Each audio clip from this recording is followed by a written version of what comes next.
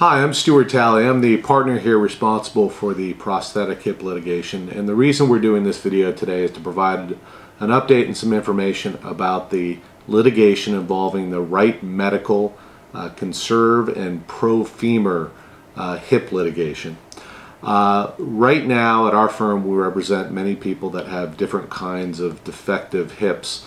One of the most recent cases that's come about involves the Wright Medical Femur and another hip called the Wright Medical Conserve hips. The problem with these hips is that they leach metal ions and metal particles into the hip joint of the people that have them.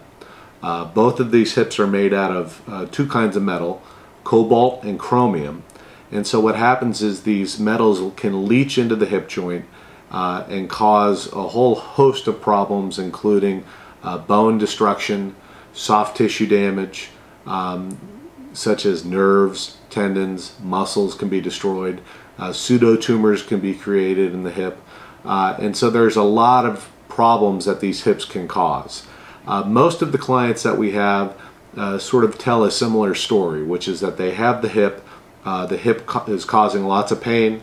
They may go to the surgeon does an x-ray and will tell the client that everything looks fine.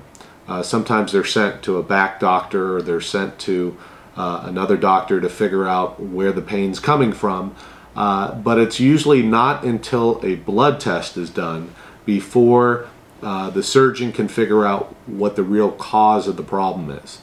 And when I say blood test, what I'm talking about is a test of the blood to see how much cobalt and chromium is in the blood.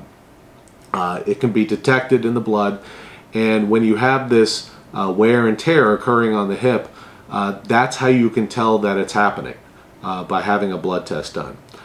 Usually a blood test will be done. If it's elevated, then the next step is what's called a MARS MRI. It's a special kind of MRI that can be done when you have metal present in the hip. This MRI can tell whether you have something called a pseudotumor being formed in the hip, which is a sort of a mass of tissue that forms in the hip, and it's the body's reaction to these metal particles. The MRI can also tell you if there's fluid collection in the hip. Now, the cases that we're handling, right now there are several thousand that have been filed. Most of them are pending in Atlanta, Georgia. Some are also pending in Los Angeles, California. There are trials set for early next year, and hopefully this litigation will come to a head fairly soon.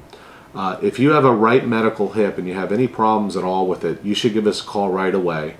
There is a statute of limitations that runs on these cases, and so it's very important to consult an attorney right away to make sure that the statute doesn't run on your case. And if there is a settlement in these cases, you want to be in a position to take advantage of that. So if you have a Wright Medical hip, feel free to give us a call. You can reach us at the number on the screen, or you can visit us on our website and fill out our online form, and a lawyer will call you right away for a free evaluation.